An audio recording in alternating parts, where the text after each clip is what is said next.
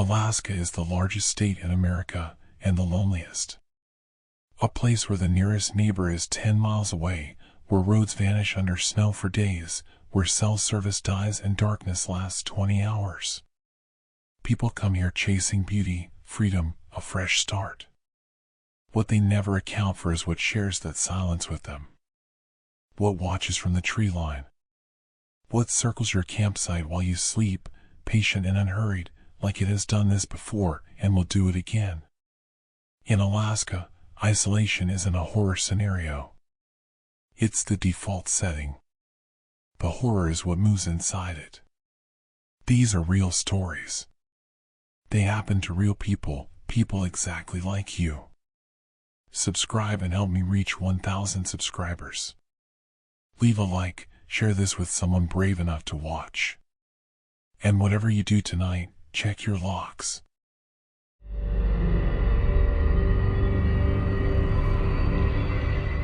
My wife, Karen, was the one who found the campsite listing. She always did things like that, scrolling through Facebook groups at 11 o'clock at night while I watched football highlights on my phone, her reading glasses pushed up on her nose, humming faintly to herself. That was Karen. That was the woman I had been married to for 14 years, the woman who packed protein bars in alphabetical order by flavor and kept a laminated emergency contact card taped inside every cabinet of our 2019 Keystone Montana 3855 BR. Chena River, she said, holding the phone up in my direction without looking away from the screen herself. State Recreation Area. 340 miles northeast of Anchorage. Reviewers say the fishing is incredible and there's almost nobody up there in late September. Almost nobody should have been the part one paid attention to. But I was tired. I was 43 years old and I was tired in a way that had nothing to do with sleep. I had spent 18 months managing a team of 11 software engineers for a logistics company outside of Denver, watching 2 of them get laid off in March, wondering every Monday morning if I would be next, smiling at video calls with a brightness I had to consciously manufacture like a man building a fire in a snowstorm. Our daughter, Lily, was 9 years old and going through something at school that her teacher kept calling a difficult social adjustment period in emails that I read in parking lots, sitting very still, not wanting to walk back into the building yet. And our son, Marcus, was 14 and had recently decided that I was, apparently, the least interesting person alive. So when Karen said almost nobody, what I heard was peace. What I heard was open sky and cold water and the particular kind of silence that only exists very far from everything. We drove north from Fairbanks on a Thursday in late September. The sky was the color of old pewter, low and close, and the birch trees on both sides of the Stees Highway had gone fully gold. Lily slept in the back seat with her mouth open and Marcus had his earbuds in and didn't speak for 3 hours, which felt normal and even comfortable out there, where the distances between things seemed to justify silence. Karen navigated from the passenger seat with a paper map because she didn't trust GPS in remote areas, which was one of the many things about her I found mildly irritating and deeply reassuring in equal measure. The campsite was 45 minutes past the last gas station with functioning pumps. I remember making note of that, 45 minutes, one direction. I remember thinking it wasn't that far. I was wrong about what distance means when something goes wrong in a place like that. We pulled into the recreation area just before 4 in the afternoon. The light was already thinking about leaving. In Alaska in late September, darkness doesn't fall so much as it rises, pooling up from the ground like cold water filling a basin, and by 5 o'clock we would be operating entirely on our exterior camp lights and the propane lantern Karen had packed in the bin under the bed. The site we'd been assigned was number 12, a pull-through near the river with a good gravel pad and a steel bear box bolted to a post near the tree line. There were 4 other campsites visible from ours. One had a truck camper on a Ram 2500 with Wyoming plates. Another had a wall tent, the kind hunters use, with a stovepipe sticking out the top. The other 2 were empty. I leveled the trailer and connected the shore power, and Karen made chicken soup from scratch on the propane range while Lily and I walked the short loop trail down to the river. The water was running dark and fast between gray gravel banks, and it smelled clean in a way that felt almost aggressive after months of office air recycled through HVAC systems.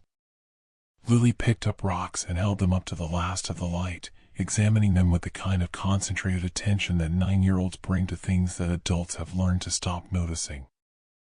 I stood beside her and watched the water and felt, for the first time in a long time, something that I might cautiously call happiness. Or maybe just the absence of dread. It's hard to tell the difference anymore. That night we ate and played cards, and Marcus actually laughed at something I said, which felt like a minor miracle, and I lay in bed after 11 with Karen sleeping against my shoulder and listened to the river and the wind in the birches and thought, this was the right call. I thought, we needed this. I want to be honest about that. I want to be clear that the trip felt like the right decision, because what happened afterward could make a person second-guess everything, every choice that led them to that specific patch of ground, in that specific dark, with their children sleeping 12 feet away. I don't want to do that to myself. But I'd be lying if I said I hadn't thought about it. The radio had been mounted in the cab of our towing vehicle, a 2021 Ford F-350, and I kept it on a low-power receive setting at night as a precautionary habit. Karen had insisted on it after a trip we took to Moab 3 years earlier, when a flash flood warning would have been useful to hear at 2 in the morning. It picked up emergency broadcasts, ranger frequencies, weather alerts. Most nights it produced nothing but static, a soft white noise that I found vaguely comforting, the sound of the world checking in with itself and finding nothing worth reporting. The first night, the radio was silent. The second night, at approximately 11:45 p.m., it spoke. I was still awake, which I am not proud of. Karen says I've had a sleep problem since my late 30s, and she is not wrong. I was lying on my back in the dark with my eyes open, running the slow arithmetic of financial anxiety that I have never quite learned to stop doing after midnight, when the receiver in the cab crackled and a voice came through. Male voice. Middle-aged, I thought, or maybe older. Flat effect, minimal inflection, like someone reading from a document. He was reading coordinates. Latitude first, then longitude. Then a pause of about 4 seconds. Then the same coordinates again. Over and over. Patient and methodical in a way that made the hair on my forearms lift in the dark even before my conscious mind had decided to be frightened. I got up quietly and pulled on my jeans and my fleece and went through the trailer to the door, slipping outside to the cold. The temperature had dropped to the low 20s and my breath came out in dense white plumes as I climbed into the cab and turned the receiver up, just slightly. The voice was still going. Coordinates. Pause. Coordinates. I reached for the notepad I keep in the center console for gas receipts and mileage logs and wrote down the numbers with the pen that lives clipped to the visor. Then I opened my phone's GPS app, still no cellular signal, but GPS positioning works without a tower, and entered the coordinates.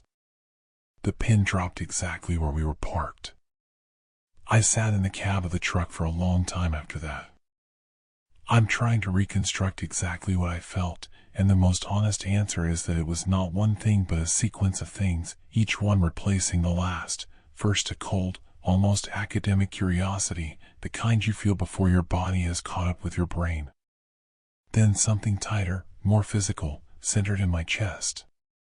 Then something I can only describe as a feeling of being watched, which is irrational but was, in that moment, absolutely overwhelming, the specific horror of sitting in a dark cab in a dark campground in the interior of Alaska at midnight while a voice on a public radio frequency recited my exact location in a loop.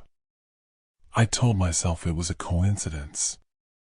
I told myself coordinates get repeated for all kinds of reasons: survey work, wildlife research, emergency drills. I told myself this very firmly. I went back inside and did not sleep.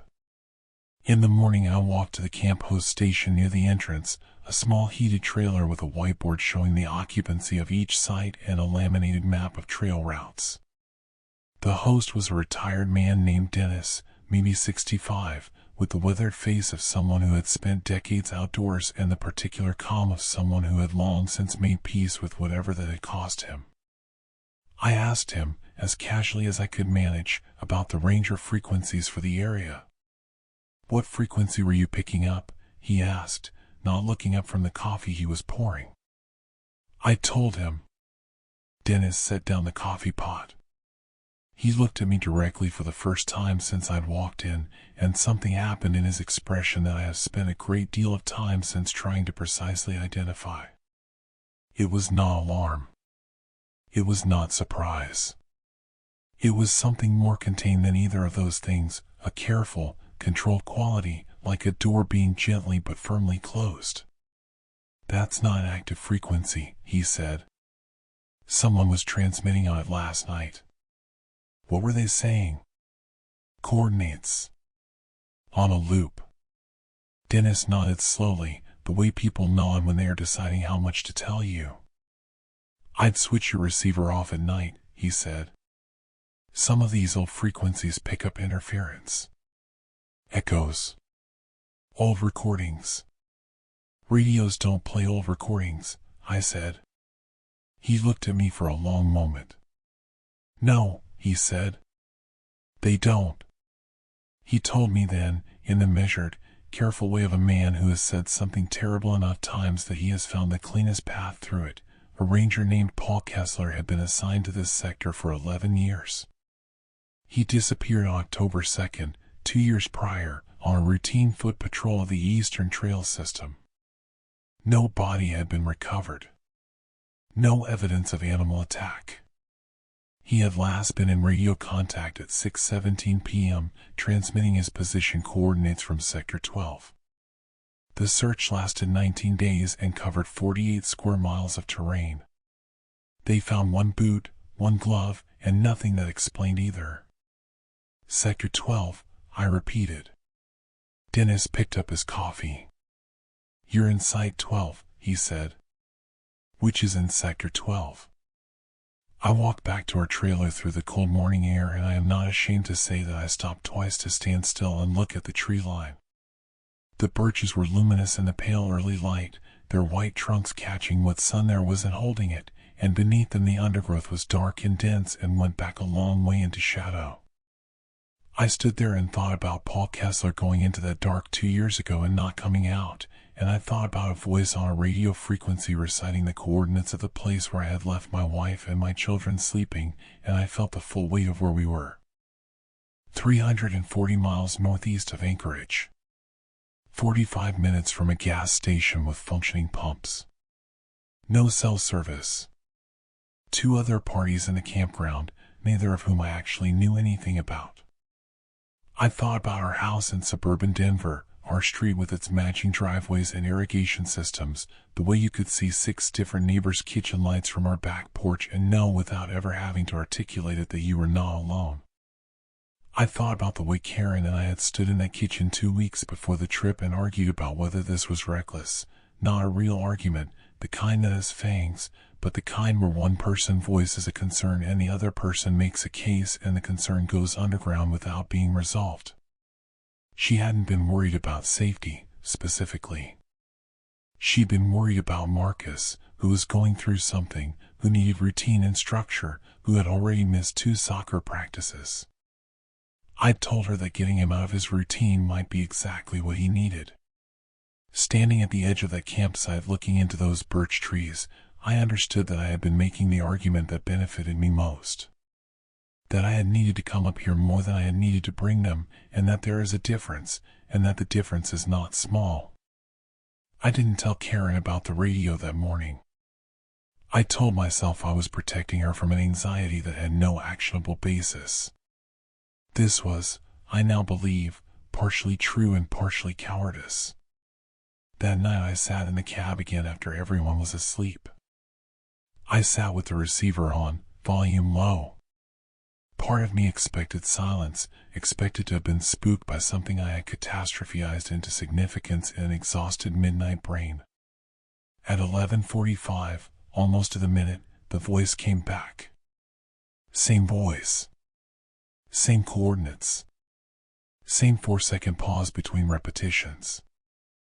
I sat in the dark and listened to it for almost 10 minutes before I reached forward and turned the receiver off. And then, in the absence of the voice, I heard something else. Outside. Not from the radio. Real and physical and immediate, footsteps on the gravel pad, slow and deliberate, moving around the back of the trailer. My hand went to the door handle and stopped there. The footsteps continued, unhurried, patient, along the passenger side. Paused at the front of the truck, where I was sitting. Nothing happened. For 40 seconds or a minute, nothing happened. I couldn't see anyone through the windshield. The camp light at the end of the pad threw a weak yellow pool that barely reached the tree line. I sat very still and breathed very shallowly and heard nothing but the river and the wind. Then the footsteps moved away, back toward the tree line. And then they stopped, and I did not hear them again. I want to tell you that I went outside to look. I want to tell you that I was the kind of father and husband who goes outside to look. I did not go outside. I stayed in the cab of the truck with the doors locked until 4 in the morning, when the cold became so uncomfortable that I went back inside, moving as quietly as I have ever moved in my life through the trailer, checking that both children were in their bunks and that Karen was breathing. In the morning, before anyone else was awake, I went outside with a flashlight and checked the perimeter of the trailer. The gravel pad held impressions poorly, but in the soft mud at the edge where the pad met the grass I found 2 boot prints, side by side, pointing toward the truck. Very large. Much larger than mine. I told Karen we needed to leave that morning. I told her there was a weather system coming in, which was partially true. There was always weather coming in up there in late September. She looked at me in the way she has looked at me for 14 years when she suspects I am managing information, which is to say, steadily, without accusation, leaving space for me to say more if I choose to. I did not say more. I hooked up the trailer in 38 minutes, which is a personal record, and we were out of the campsite before 8. Marcus asked why we were leaving early and I told him whether, and he put his earbuds back in. Lily was upset about leaving. She had wanted to go back to the river. Karen drove the first leg and didn't ask any questions. 3 days after we got home, I went back through our equipment bin and pulled out the handheld radio I bought for trail emergencies, a Midland unit that receives the same range of frequencies as the cab receiver. I scrolled to the frequency I'd heard the voice on and turned up the volume and held it in the kitchen under the fluorescent light with the protein bars in alphabetical order on the shelf behind me and the sounds of my neighborhood filtering through the window, a lawnmower somewhere, someone's dog. Static. I tried it for 3 nights in a row. Nothing. I filed an online report with the Alaska State Troopers describing what I'd heard and what I'd found, attaching a photo I'd taken of the boot prints before we left. 6 weeks later, I received a form email thanking me for the report and letting me know it had been forwarded to the appropriate department. I never heard anything further. I still have the notepad with the coordinates written on it. I've looked them up enough times that I don't need the notepad anymore. The numbers are memorized, the way your own address is memorized, automatic and permanent. Why think about, late at night in Denver when the sleep won't come, somewhere in 48 square miles of birch forest and alder thicket and river bend, Paul Kessler went into the dark on an October evening and did not come back. 2 years later, someone, or something operating a radio transmitter, was broadcasting his last known coordinates in the middle of the night, on loop, to an empty campsite. And on the second night, when I was sitting in that campsite in the dark, someone was standing outside the truck. I don't know if those 2 things are connected. I don't know what it would mean if they were, and I don't know what it would mean if they weren't. Both possibilities frighten me in different ways, and I have not found a way to comfortably hold either one of them. What I know is this: We were there. My children slept 12 feet from whatever stood outside in that dark, patient and unhurried, familiar enough with that campground to move across gravel without needing a light. Whatever it was knew how to wait. And when I turned the radio off and gave it nothing to answer, it simply walked away. That's the part that keeps me from sleeping. Not the voice on the radio, not the footprints in the mud. It's the patience of it. The complete and chilling lack of urgency. Whatever it was, it wasn't in a hurry. Whatever it was, it has done this before. And the campsite is still there, listed on the recreation area website with 4.5 stars and reviews that call the fishing incredible. Somebody will go next season. Somebody always does. The thing about being 41 and exhausted is that you stop questioning your instincts and start overriding them. I know that now. I have had 14 months to understand exactly where the override happened, to replay the sequence of decisions with the particular cruelty that insomnia makes possible, lying in a king-sized bed in a house in Wasilla that feels too large since Jamie started driving himself to school, reconstructing every choice with surgical precision, asking myself over and over, what would it have taken for you to act sooner? The answer is always the same. It would have taken me trusting my daughter. Her name is Sophie. She was 7 years old in the summer I am describing. She had a gap between her front teeth that she was enormously proud of and a way of absorbing information about the world with an intensity that her teachers called precocious and her pediatrician called advanced and that I called, privately and with deep relief, just like her mother. Rachel, my wife, Sophie's stepmother since Sophie was 4, is a middle school science teacher in Palmer who approaches everything with methodical attention and refuses to leave anything unexamined. Sophie had inherited that quality the way children sometimes inherit personality from people they are not biologically connected to, by proximity and admiration and the slow osmosis of love. Jamie, my son, was 16 that summer, and he was in the front seat of my Silverado with his feet on the dash for most of the 12-hour drive north, navigating from his phone and providing commentary on everything visible from the highway with the cheerful condescension that 16-year-old boys deploy as a defense mechanism against the vulnerability of being somewhere beautiful. That's a lot of trees, he said, about 200 miles of spruce forest. Still a lot of trees, he said, 40 miles later. But his window was down and the wind was pulling at his hair, and I watched him in the side mirror and saw him trying to keep the wonder off his face and not entirely succeeding. We had been planning this trip since February.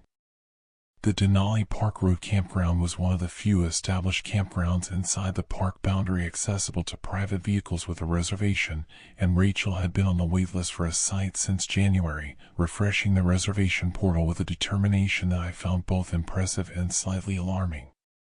The site came through in April, Site 7, 2 nights in late June during what the park's website called the optimal window for late-light wildlife viewing.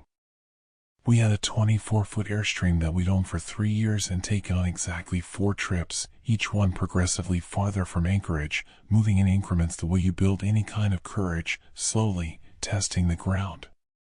This was the farthest we'd been. This was the version of the trip I had been building toward. I want to describe the park the way it looked when we arrived, because what came afterward has a way of contaminating the memory and I am determined not to let it. The evening light in late June in that part of Alaska is a physical thing, amber and horizontal, coming in at an angle that makes every surface luminous, that turns the dusty gravel of the campground road into something almost gold. The mountains to the northwest held snow on their upper shoulders even in June, and Denali itself was out, which the park literature told us happened less than a third of the time, its upper massif floating above a lower shelf of cloud like something from a painting that had never quite bothered to be realistic. Sophie pressed her face to the window and said it's like a mountain on top of a mountain, and she was right, and Rachel squeezed my hand on the center console and I thought, this is what the exhaustion is for. This is the dividend. We found Site 7 without difficulty. It was a good site, firm gravel, level enough not to need more than a quarter turn of the stabilizer jacks, a clear line of sight to the mountains from the picnic table. The sites on either side of us were empty when we arrived. I set up the trailer and Rachel made dinner and we ate outside with jackets on, the four of us, watching the light shift on Denali for 2 hours without anyone checking their phone or arguing about anything. Even Jamie was quiet in a way that felt receptive rather than sullen, and that night I lay in bed with Rachel sleeping against me and felt a specific kind of peace that I associate with being exactly where I am supposed to be. The white RV arrived sometime after midnight. I know this because I heard it, the low growl of a diesel engine, the specific frequency of a heavy vehicle on gravel, from that half-awake state that light sleepers maintain in unfamiliar places, one you're always monitoring. I registered it the way you register a car door closing on your street at 2 a.m., processed, cataloged, not alarming. Vehicles arrive at campgrounds at odd hours. People drive late to avoid traffic, to make up time, to arrive before a slot expires. I let it go and dropped back into sleep. In the morning, the white RV was parked in Site 6, directly adjacent to ours. The first thing I noticed was the plates. More precisely, the absence of them. The RV was a large Class A, late 1990s by the look of it, boxy and off-white in the way that white things get when they have been in weather for a long time. There were mounting brackets on the rear where a plate should have been. The front was a flat fiberglass fascia without any bracket at all. I noticed this the way you notice a small wrongness before your conscious mind has decided whether the wrongness matters, cataloged, filed, not yet acted upon. The second thing I noticed was the silence. No movement. No sound. The windows were uniformly dark, covered from inside, blinds or curtains drawn tight. There was no camp chair outside, no sign of any setup at all, no power cord run to the site's hookup pedestal, no water hose connected. The vehicle had arrived and stopped, and that was all. It sat there in the morning light like an object that had been placed rather than driven. I said nothing to Rachel. I told myself there was nothing to say. People sleep in. People arrive late and don't set up until morning. I cooked eggs on the propane range and we planned our day, a ranger-led walk to a viewpoint that Rachel had been reading about, lunch at the camp, an afternoon wildlife loop in the truck along the park road. Normal things. Good things. We were gone most of the day, and when we came back in the late afternoon the white RV was exactly as I had left it. Not a blind moved. Not a chair deployed. The power cord still curled on the ground by the site's pedestal like a dead thing. That night, after dinner, Sophie was playing on the small strip of grass between our site and Site 6, chasing a tennis ball she'd been bouncing against the Airstream sidewall. I was washing dishes at the camp table, watching her the way you watch children in open spaces, peripherally, trusting the geometry of the area to keep her safe. Rachel had taken Jamie on a short walk to the river access point 100 yards up the trail. Sophie stopped bouncing the ball.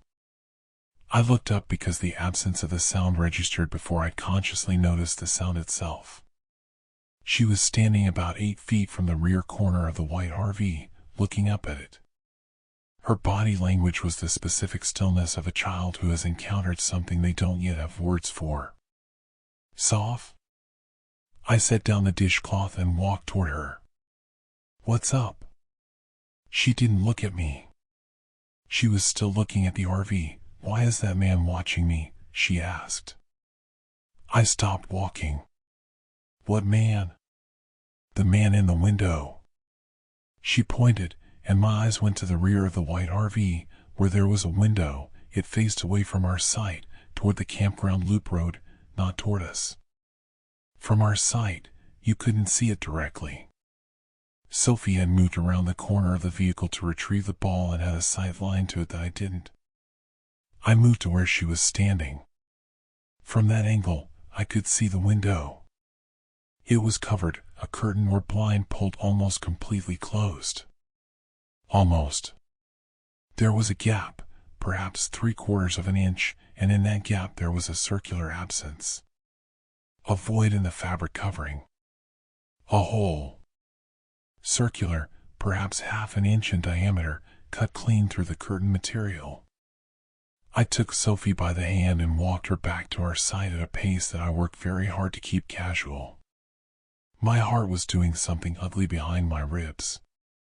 I sat her down at the picnic table and set a bag of crackers in front of her and told her to stay there while I got something from inside the trailer, and I went in and stood in the kitchen with my phone and tried to decide what I was looking at. A hole in a curtain. The size of a lens. A vehicle with no plates that had arrived in darkness and set up nothing and had not, as far as I could observe, produced any human being in 24 hours. And my 7-year-old daughter, who had been bouncing a ball in the grass outside our trailer for 45 minutes, telling me that a man had been watching her. I called Rachel's cell. No service. I went to the door and called her name toward the river trail, and she appeared within 2 minutes, Jamie behind her with muddy shoes, looking at my face and immediately reading it with the precision she brings to everything. "Take the kids inside," I said. Not quietly enough. Jamie looked at me and looked at the white RV and looked back at me, and I saw something shift in his teenage face, the practiced detachment receding, something younger and more honest replacing it. I walked to the campground host station.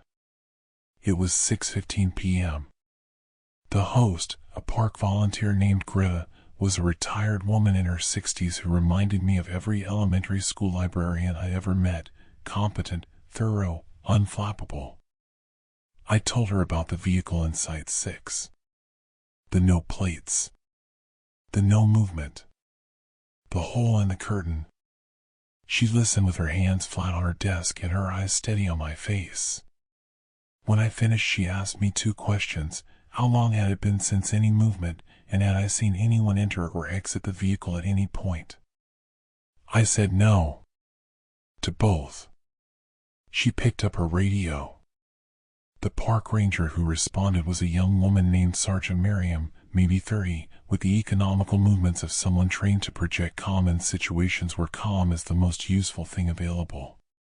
She walked the perimeter of the white RV once, taking photographs with her phone. She noted the absent plates in her notebook.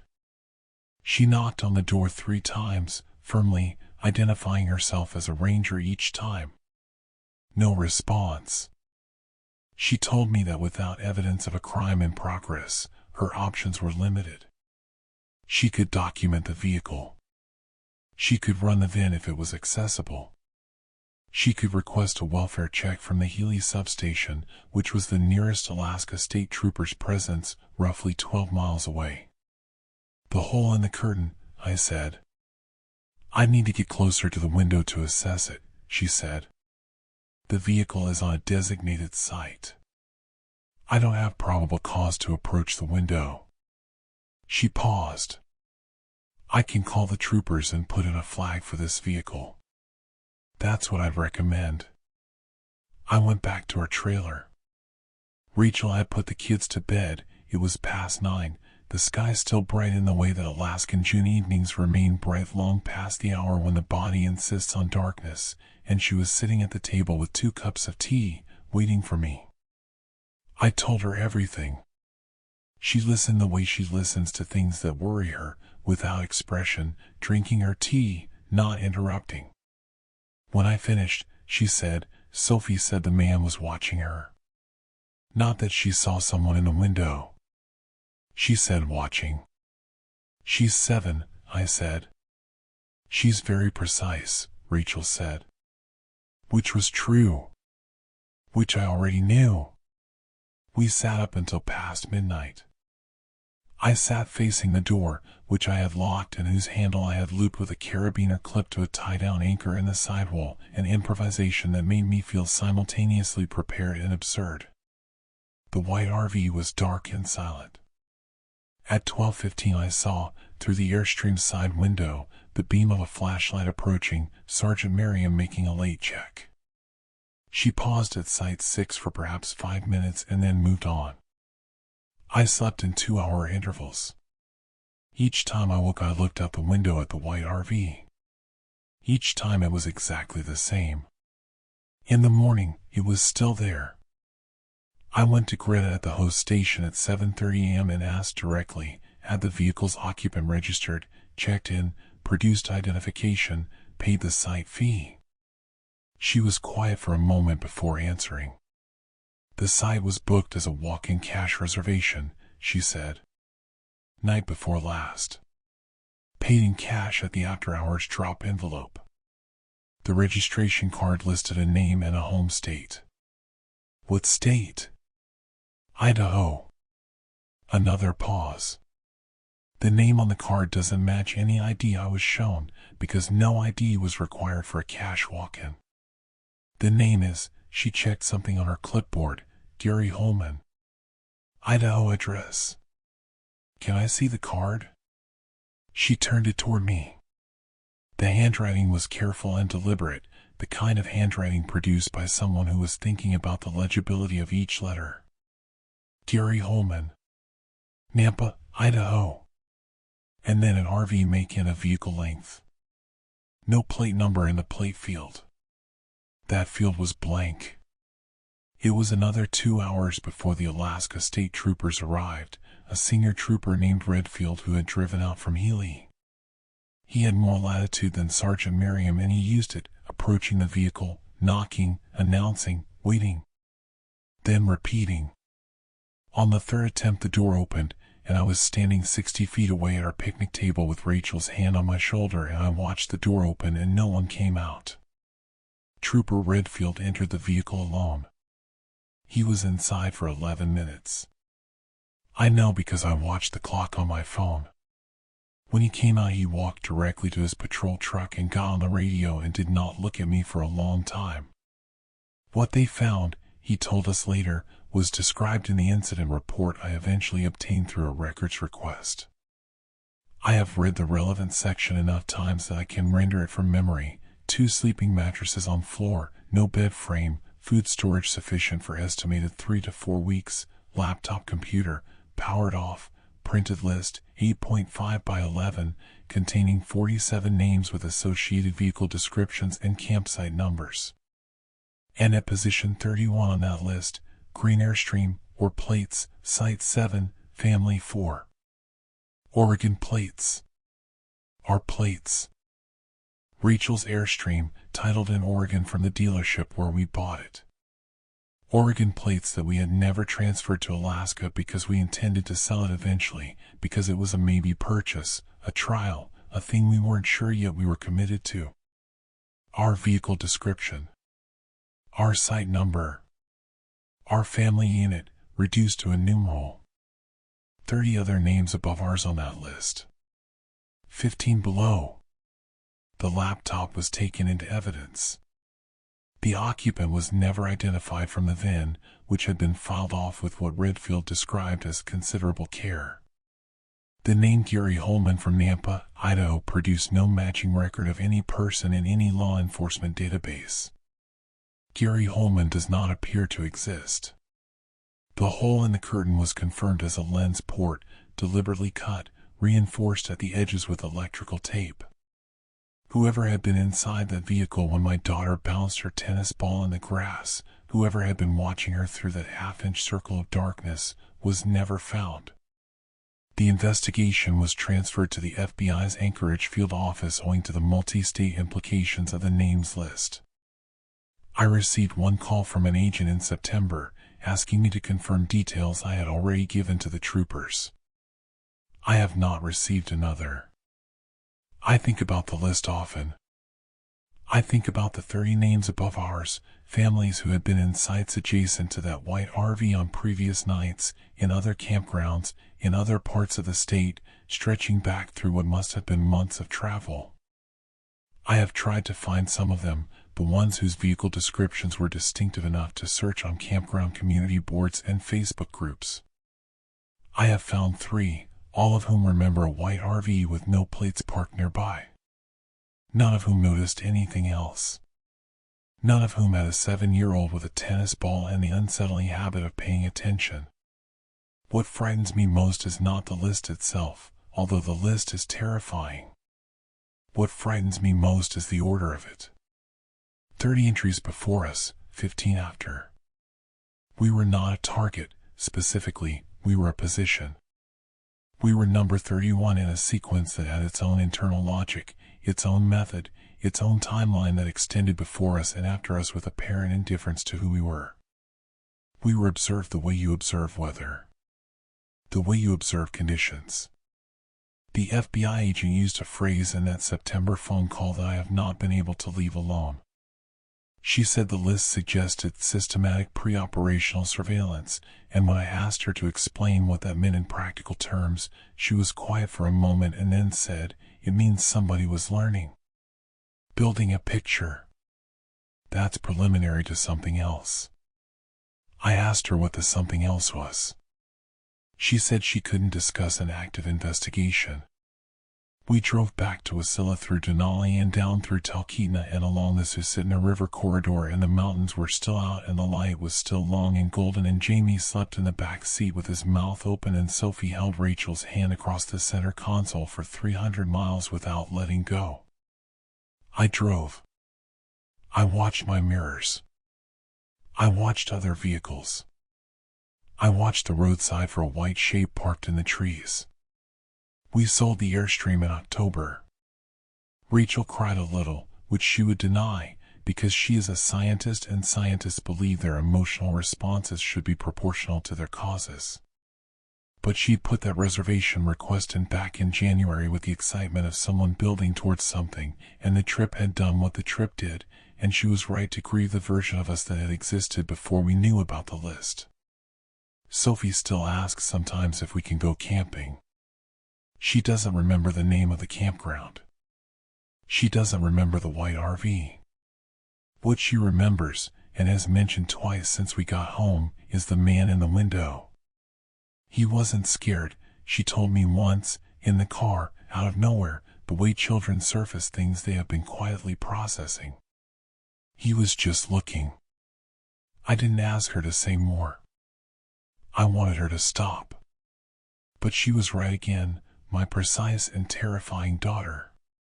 That's the part that I carry.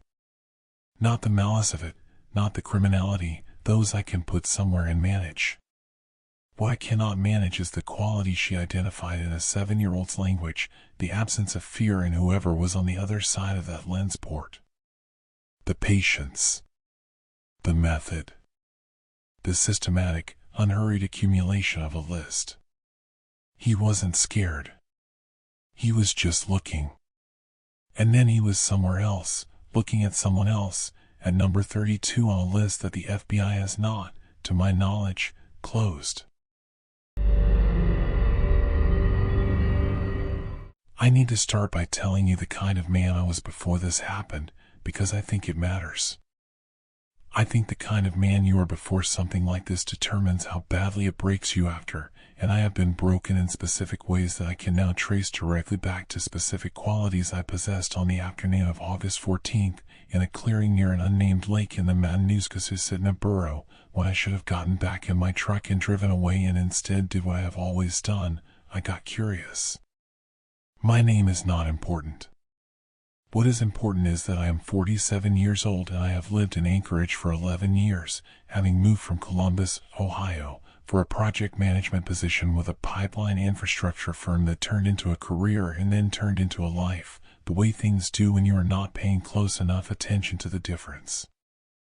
I am divorced, amicably, from a woman named Deborah who still lives 4 miles from me and with whom I share custody of a 15-year-old beagle named Frank who has joint pain and strong opinions about where he sleeps. My children are grown. My son lives in Seattle and my daughter lives in Portland, and they call on Sundays, reliably and briefly, and I have made a kind of peace with the geography of modern parenthood. What I have not made peace with is stillness. That is the honest version.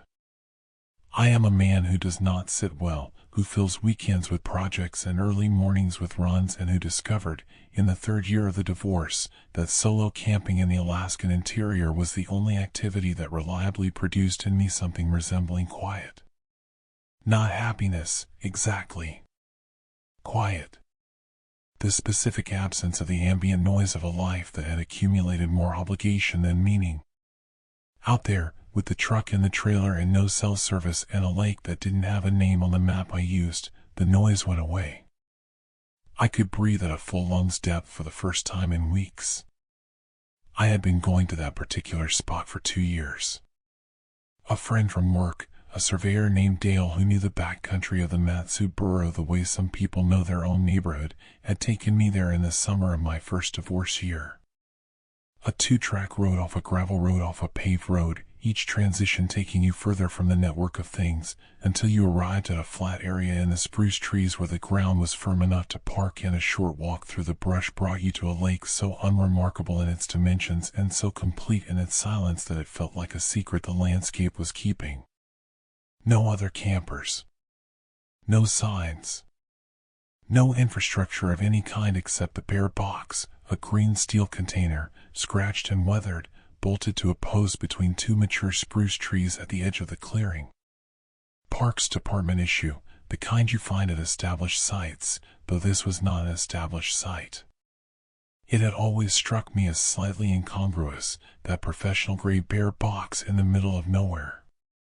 But Alaska is full of infrastructure that appears without explanation and persists without maintenance, and I had long since stopped thinking about it.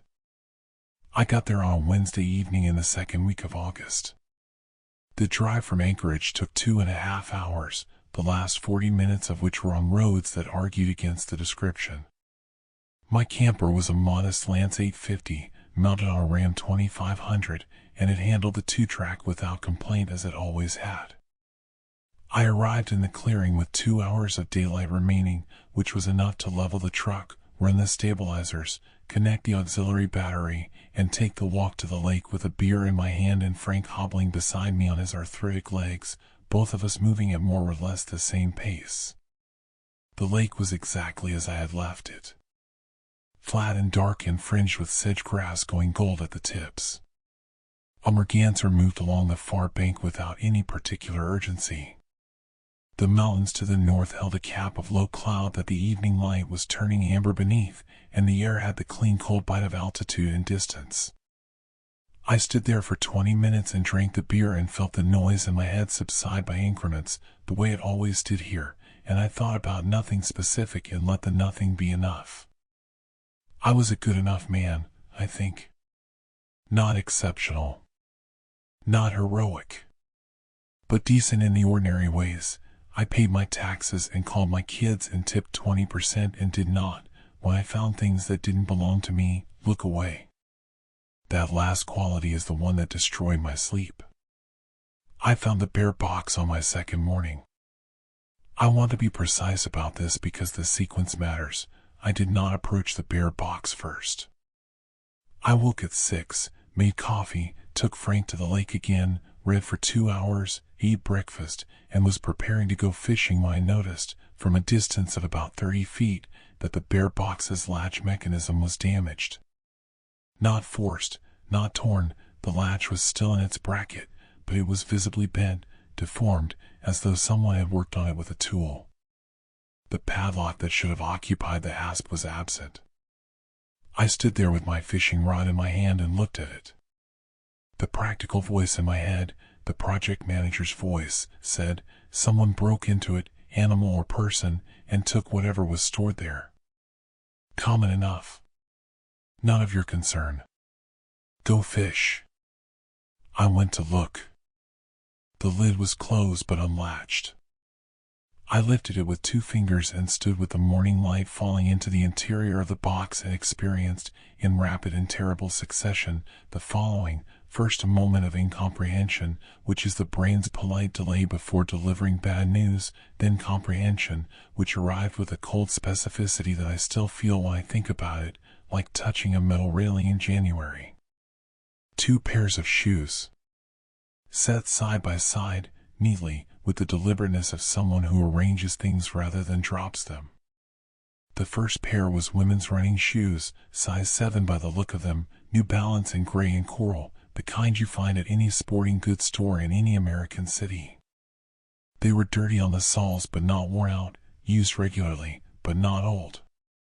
The second pair was smaller. Children's sneakers.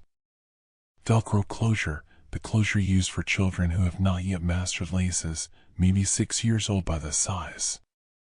Light-up soles, the kind that flash when you walk, a feature I knew because my daughter had owned 3 pairs of those between the ages of 4 and 8 and had regarded them as only marginally less wonderful than Christmas. Behind the shoes, a backpack. Child-sized, pink, the kind sold in every Target and Walmart in September for back to school. I unzipped it with hands that were already not steady. Inside, a zippered pouch containing a granola bar, a fruit snack packet, a small bottle of hand sanitizer. A thin spiral notebook with a cat on the cover, the inside pages filled with the uneven printing of a young child learning to write their letters. A name on the inside cover, MAYA, in adult handwriting, neat and careful.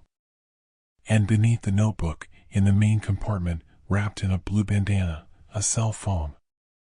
A Samsung, mid-range, in a purple case with small daisies embossed on the back. I held it in my hands, and it was not a metaphor, and it was not a prop, and it was not something from a movie. It was a real object with a weight and a warmth from being enclosed in the insulated box, and it was real in the way that things are real when they have recently been owned by someone who expected to own them again. I pressed the power button. The screen came on without a password prompt. The phone was unlocked, which told me either that the owner did not use a lock screen or that someone had unlocked it deliberately and left it that way. The wallpaper was a photograph, a woman, early 30s, dark hair, laughing at something off camera, with a small girl on her lap who was laughing at the same thing, both of them unposed and genuine in a specific way of people who don't know the picture is being taken. They were outdoors. There were trees. I stood at the bare box with the phone in my hands, and the morning around me was exactly what it had been 2 minutes before. Birds, light, the small sounds of the forest doing its ordinary work, and I understood with complete clarity that something was wrong. Not a small wrong. Not a lost jacket or a forgotten bag. The wrongness was the granola bar and the fruit snack and the practicing my letters notebook and the woman's running shoes set beside children's sneakers, like someone tucking things away before doing something they were afraid of. Or like someone being told to put their things in a box. I called 911. No cell service, which I had known and briefly forgotten in the urgency of the moment. I had a satellite communicator, a Garmin inReach, which I retrieved from the truck and used to send a text message to Deborah, the person in my contacts most likely to take emergency action, asking her to call the Alaska State Troopers and give them my GPS coordinates and tell them what I had found. Then I sat down on the ground next to the bare box and waited, because I did not know what else to do, and because leaving felt wrong in a way I couldn't fully articulate.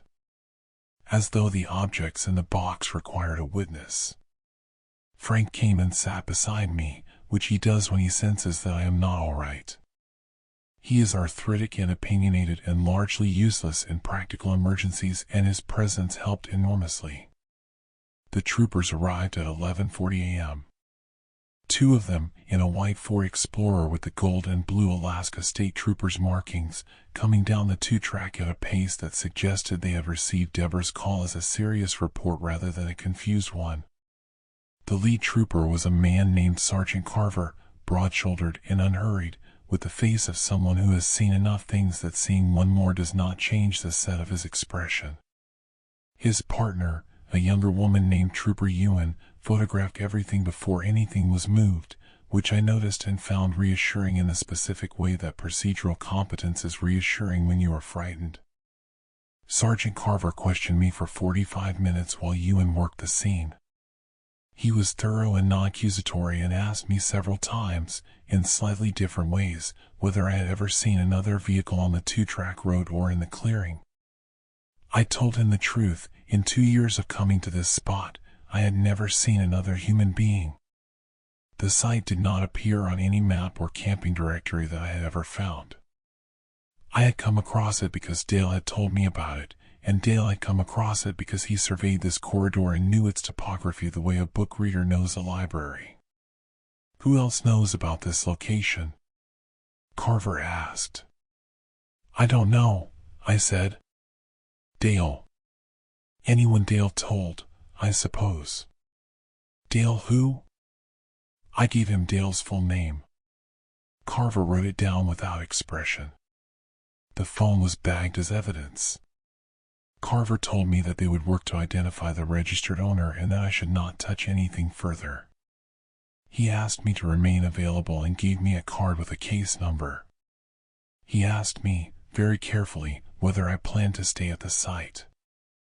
I looked at the bare box and at the trees around it and at the two-track road going back toward the world. No, I said. I'll go. The drive back to Anchorage took longer than usual because I drove slowly, which I do not normally do but which seemed necessary, as though speed were somehow indecent under the circumstances. I thought about Maya. I thought about the photograph on the phone wallpaper, the woman and the small girl laughing at something I couldn't see.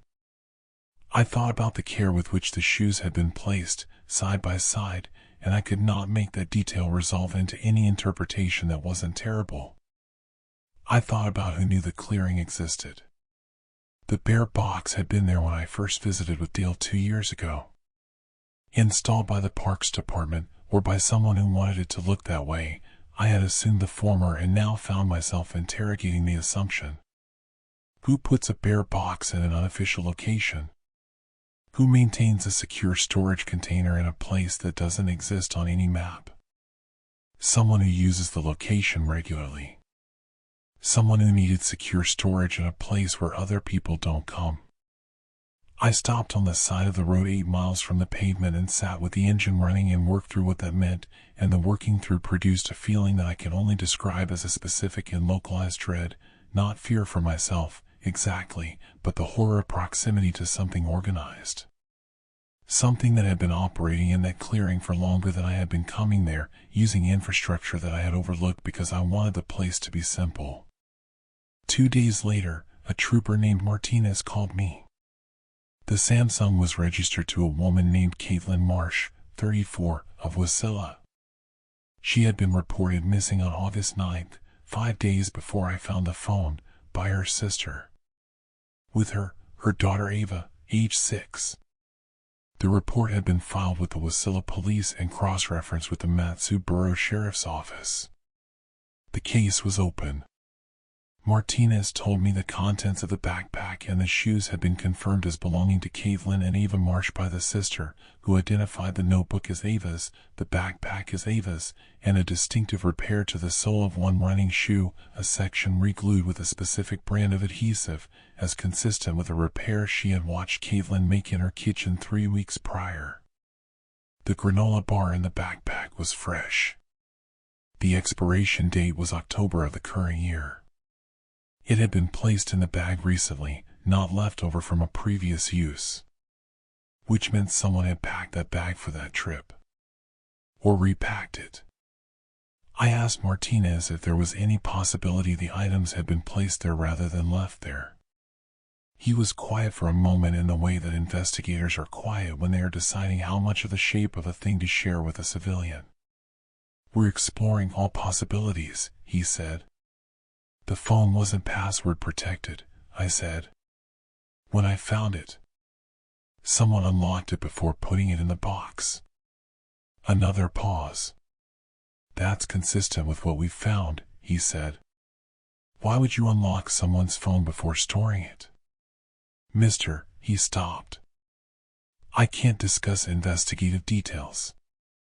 I can tell you that we're actively working this case and that your information has been very helpful." He paused again. "I want to ask you something. You said you'd been using that site for 2 years. In that time, did you ever notice anything at all, that seemed unusual or out of place? Not the box specifically. Anything?" I sat with that question. I ran my memory over 20-odd trips to that clearing, the drives in, the arrivals, the mornings by the lake. I was looking for wrongness in retrospect, which is a different process from recognizing it in the moment, and I found it almost immediately in the way you sometimes find a thing you lost once you stop looking directly at it. "There was a tarp once," I said. "Folded under the bare box, the first time I went with Dale. I assumed it was Parks equipment. A blue poly tarp, the kind you buy at hardware stores. First visit, 2 years ago? Yes. And after that? Gone by the second visit. I assumed someone had picked it up. Martinez wrote something. I could hear the pen. Anything else? The lock, I said. The padlock on the bare box. I never looked at it closely. But I brought my own padlock the second time because I didn't want to use a lock I didn't have the combination for. And it was already locked. I thought the parks department had it locked from their end. I never questioned it. A parks department lock would have a specific key type, Martinez said. We've examined the hasp. The damage is consistent with a standard shackle lock being cut. Who cut it? We believe Ms. Marsh's vehicle was accessed. He stopped himself. I can't say more than that. I have thought about that incomplete sentence every day for the 14 months since that phone call. We believe Ms. Marsh's vehicle was accessed. I have constructed the rest of it in every permutation I can manage, in the dark at 3 in the morning when sleep does not come. I believe I know what the sentence was going to contain. I believe I know because the tarp and the lock and the bare box and an unmapped clearing and the freshly packed backpack and the unlocked phone add up to something, and the something is not ambiguous even if every piece of it individually might be explained away. Caitlin and Ava Marsh have not been found. The case remains open. I know this because I check the Alaska Department of Public Safety missing persons database every 2 weeks, and because Martinez called me once more in the winter to ask a follow-up question about the 2-track roads conditions that suggested they were looking for vehicle tracks in the soft ground. I have not been back to the clearing. I will not go back to the clearing. Dale called me in September and I told him what happened, and he was quiet for a long time and then said, very carefully, that he had told 3 other people about the site over the years. I asked him who. He told me. I gave the names to Martinez. I do not know what came of it. What I know is this: for 2 years, I drove to an unmapped location to be alone with the silence and the lake and the specific piece of a place nobody else knew about. For 2 years, I lifted the lid of a bare box and put my food inside and latched it and slept 20 yards away. For 2 years, I believed I was alone there. I was not alone there. Something was using that clearing in the intervals between my visits, had been using it with enough regularity to justify permanent infrastructure, and constructed a system of storage and access in a location chosen precisely because no one came there, and then someone like me came there, reliably, on a schedule, and used the storage box, and left, and the system absorbed me the way a river absorbs a rock, without acknowledgement, without adjustment, flowing around the obstacle and continuing. Caitlin Marsh put her daughter's sneakers in that box. Or someone put them there for her. The granola bar was fresh. The light-up cells still work. I know because Trooper Ewan told me, when she was photographing the shoes, that she accidentally triggered one when she picked it up. It flashed 3 times and went dark. Ava Marsh was 6 years old and the shoes her mother bought her had lights in the soles that flashed when she walked, and someone took off her shoes and put them in a box in the forest and drove away, and the lights still work, and the box is still there, bolted to a post between 2 spruce trees and a clearing that doesn't have a name. And I am the only person who goes there who ever thought he was alone. I should tell you that I am not the kind of person things happen to.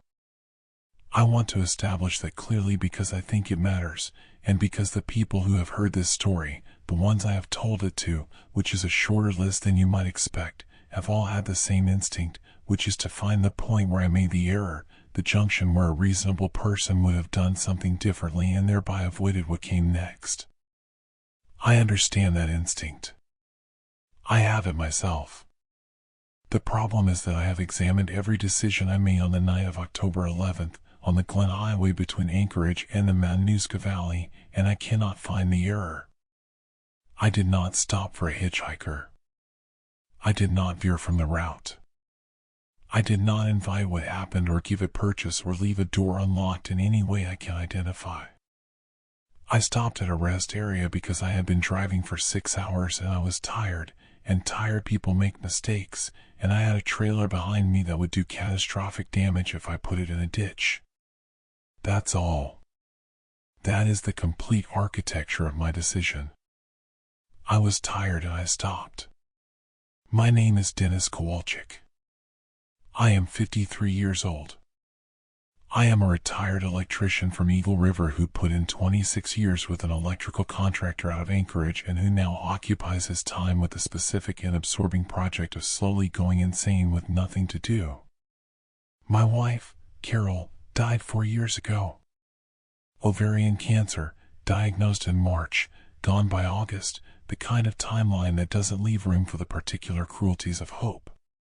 My 2 sons, both in their 20s, have lives that accommodate me at Thanksgiving and Easter and on my birthday, which is more than some men get and which I have accepted as the correct proportion. I live alone in the house we bought in Eagle River in 1999, and I drive a 2018 Ram 1500 with a Cruiser RV Shadow Cruiser 195 WBS behind it, a compact trailer I bought 2 years after Carol died because the house had gotten too large in a way that no amount of television or home improvement projects could address. I pull that trailer maybe 6 times a year. I drive mostly west and south, toward the Kenai Peninsula, toward Homer, toward the kind of coastline that reminds you that Alaska is fundamentally about scale, that the world is much larger and more indifferent than the space between your front door and your truck. I find that indifference useful. It is, for me, the opposite of loneliness. When something is vast enough, your own smallness becomes a relief rather than a sorrow. The Glen Highway run was not my usual route. I had driven up to visit Dale, a friend from my contracting years who had retired to Palmer, and the visit had gone long because it always goes long with Dale, because Dale is the kind of man who tells stories that contain other stories the way Russian dolls contain smaller versions of themselves, and because sitting in Dale's kitchen with a beer and no particular reason to leave is one of the few places I can do nothing without the nothing feeling like failure. I left his place at 10:15 p.m., which was later than I intended, and I had the trailer behind me and the highway ahead and the specific tiredness of a man who has eaten too much pot roast and drunk 2 beers and laughed genuinely for the first time in several weeks. The Glen Highway at 10:15 on a Tuesday night in October is not a busy road. From Palmer south toward Anchorage, you move through a corridor of mountains and river valley and boreal forest and a darkness that is more total than anything available in the lower 48. A darkness that the truck's headlights buy back 20 seconds at a time. I had the radio on, a sports talk station from Anchorage that faded in and out, and I was fine. I want to be clear about that. I was tired but not dangerously so, the kind of tired that a cup of coffee handles. But I had no coffee and the rest area was there, and I have made a rule for myself about driving tired with a trailer, which is, don't. The rest area was a small one.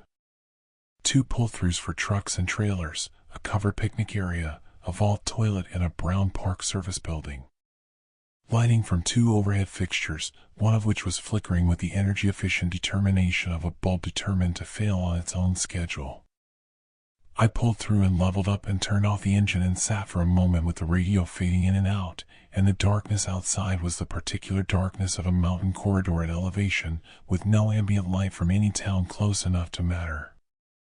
I was asleep within 10 minutes. I have always slept easily in the trailer, easier than in the house, because the smallness of it concentrates the silence into something manageable rather than expanding it into every room.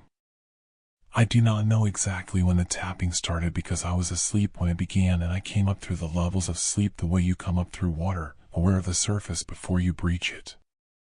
What I became aware of, before full consciousness, was a rhythm. Not frantic. Not insistent. Patient and measured, like a metronome set to a tempo just below the threshold of urgency. Light taps on the sidewall of the trailer, at roughly 1-second intervals, moving. That last part registered before my eyes were fully open, moving. The tapping was not stationary. It was progressing along the passenger side wall of the trailer from rear to front, the way your fingers might trail along a surface as you walk beside it. I sat up. My phone said 2:47 a.m. I had been asleep for approximately 4 hours, and I was fully awake with the particular completeness that fear achieves, the way adrenaline solves the problem of drowsiness with contemptuous ease. I sat in the dark and I listened to the tapping continue its patient progress along the aluminum sidewall, and I did not move. It reached the front of the trailer. Paused. Then it began on the truck cab. 3 taps, evenly spaced, on the rear driver's side window of the truck. Not loud. Not frantic. The controlled knock of someone who is not in a hurry.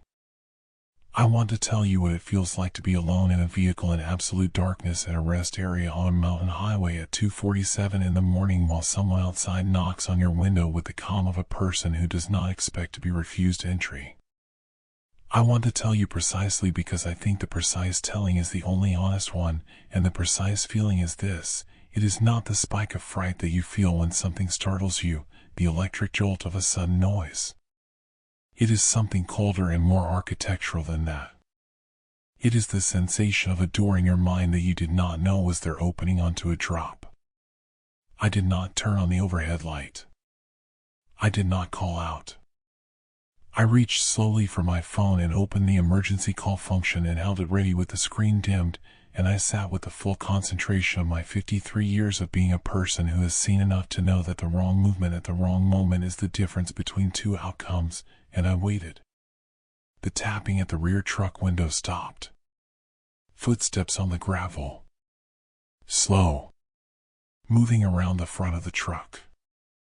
I watched the driver's side mirror, the mirror, not the window, because looking through the window required me to put my face against the glass, and I was not willing to do that.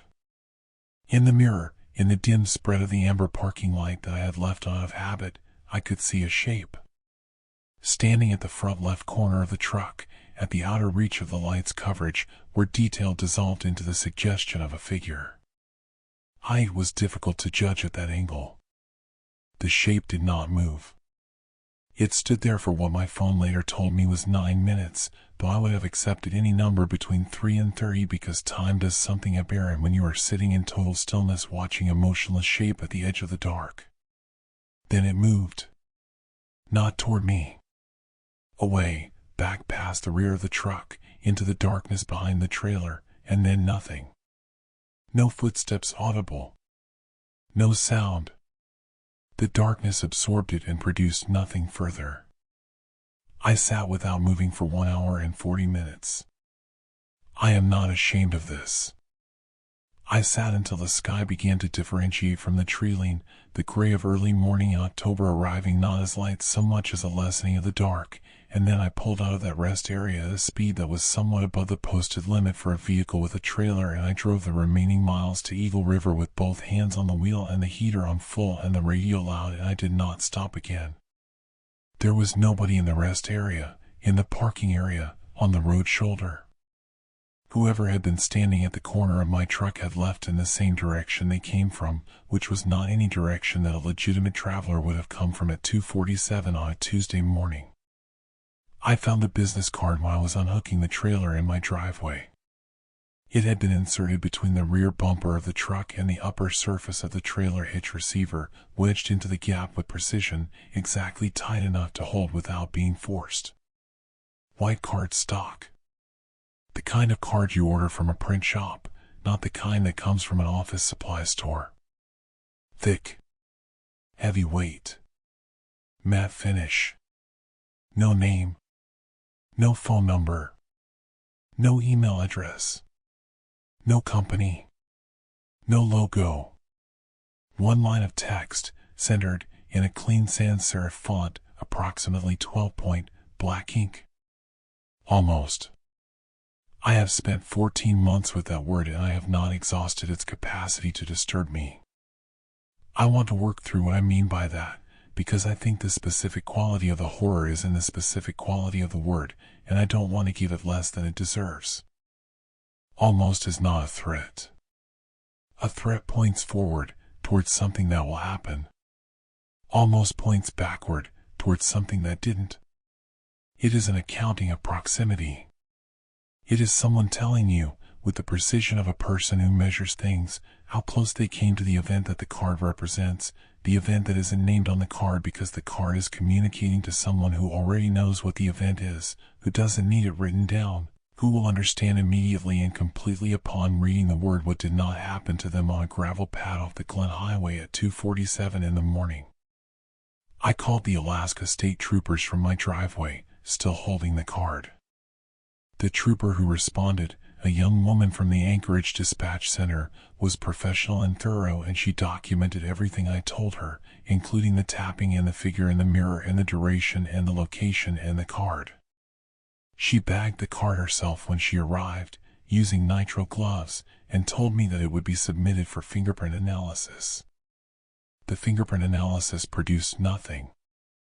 The card stock was handled after printing, the trooper told me in a follow-up call 3 weeks later, meaning someone had managed the contact points carefully or had printed and handled the card while wearing gloves. The card itself was available from multiple commercial print vendors. The font was a standard system font. There was nothing on it, forensically, that pointed anywhere. The trooper also told me something else, in the careful way that official people tell you things that they don't want to be quoted as having told you. In the 14 months prior to my report, there had been 3 other reports filed by travelers on the Glen Highway corridor describing anomalous nighttime contact at rest areas. 2 described tapping on their vehicles in the night. 1 described a figure standing near their camper. None of the 3 had found a card. None of the 3 had produced an identification. I asked the trooper if the incidents were being investigated as connected. She said she couldn't confirm or deny an active investigative posture on that question. I asked her if I was in danger. She said she had no specific intelligence suggesting that. What she did not say, what nobody has said to me directly, but I have heard it in every pause and careful phrasing since that morning, is what the card itself already said. Almost. I think about the planning of it constantly. Not the figure in the dark, not the tapping, those are frightening, but they are visceral, they are the kind of frightening that lives in the body and fades with daylight. What does not fade is the card. The card requires preparation. You do not print a business card the night you use it. You design it, you select the weight of the paper, you order from a printer or use a print shop, you wait for the order, you take delivery. The card in my bumper was not improvised. It was manufactured. It was part of a system that someone had built with intention, and the system included the card as its terminal element, the thing left behind after the event that the card describes. And the event the card describes is a near miss. Something that was close to completion but did not complete. I have tried to determine what almost happened to me. I have cataloged it honestly, and I have arrived at a range of possibilities, none of which I can eliminate and all of which I find singularly appalling. The least frightening interpretation is simple robbery, a rig like mine, visible from the highway, a solo driver, an isolated rest area. But robbery does not end with a calling card. Robbery ends when someone takes what they came for or leaves when they find the situation too complicated. It doesn't circle the vehicle for 9 minutes in silence and then carefully insert a memento into the hitch receiver. The more frightening interpretations I will not write out, because I live alone in a house in Eagle River and I have to sleep in it, and there are limits to what I can write in full sentences before the act of naming the thing gives it too solid a form. What I know is this: someone printed that card before they used it. And they used it on me, on a Tuesday night in October, at a rest area on the Glen Highway, 9 minutes after they decided not to do the thing that the card says they almost did. And they printed it plural. I know this because 4 months after my incident, through a Facebook group for RV travelers in Alaska that I joined specifically to look for corroboration, I made contact with a woman from Soldotna who had found an identical card, same font, same weight, same single word, in the door handle of her camper at a rest area outside of Sutton, also on the Glen Highway corridor. Her incident was 6 weeks before mine. She had also reported it to the troopers. She had also received a follow-up call about fingerprints that produced nothing. Her card said almost 2. Neither of us knows how many cards there are. Neither of us knows how many people received their card and didn't know what to do with it, who threw it away or kept it in a junk drawer and never connected it to a sound in the night. Neither of us knows how many people got their card in the bumper and drove home, and how many people, on different nights at different rest areas in a very large and very dark stretch of highway, did not come home at all. The card is in an evidence bag at the Alaska State Troopers, Anchorage Post. Case number I have memorized. Status: open, inactive. I do not stop at rest areas anymore. I drink coffee, enough of it to make sleep impossible, and I drive straight through, and I keep both hands on the wheel and both eyes on the mirror, and when I get where I am going I lock the trailer and lock the truck and I sit in the dark for a while before I sleep. Not because I think the figure from the rest area has followed me home. I don't believe that, or I tell myself I don't, which is close enough to the same thing to function on most days. I sit in the dark because I think about the card. I think about the planning and the printing and the careful handling and the 9 minutes of standing motionless at the corner of my truck. I think about a person who goes to that degree of preparation for an event they then choose not to complete and who leaves behind documentation of the non-completion. I think about what that practice is for. I think about what someone gets from leaving that word. And I always come to the same conclusion, the one that makes sleep slow and irregular and shot through with sounds I have to get up and check on even though I know they're nothing. The card is not for me. Or not only for me. The card is for the person who printed it. It is a record.